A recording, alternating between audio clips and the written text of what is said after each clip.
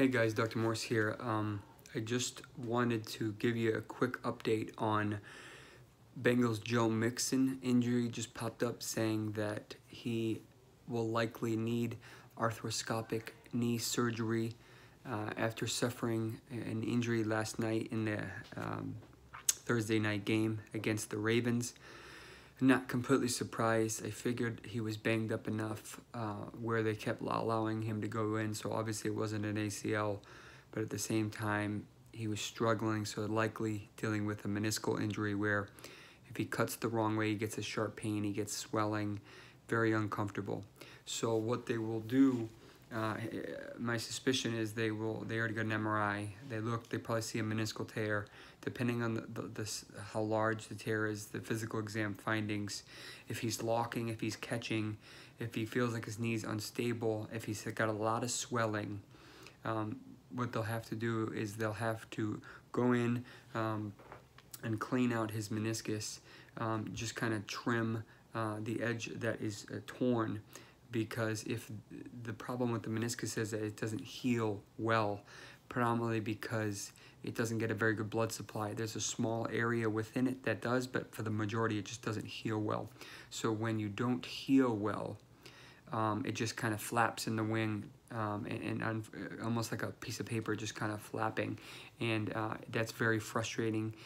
If it gets loose, then it kind of floats around inside the knee capsule, knee joint, and that can be very uncomfortable, very stable, kind of like a rock in your shoe. It's not supposed to be there.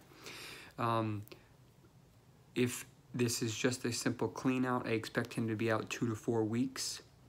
If this is a repair, meaning that they feel, whoever does the surgery, they feel that the knee is, the cartilage is large enough piece, but it's close enough to where they may get pretty good blood supply and may be able to heal. This is a big deal because this would take probably 6 months, maybe longer to come back. These take a long time if it's a repair. If it's just a scope, then it's kind of quick, 2 to 4 weeks.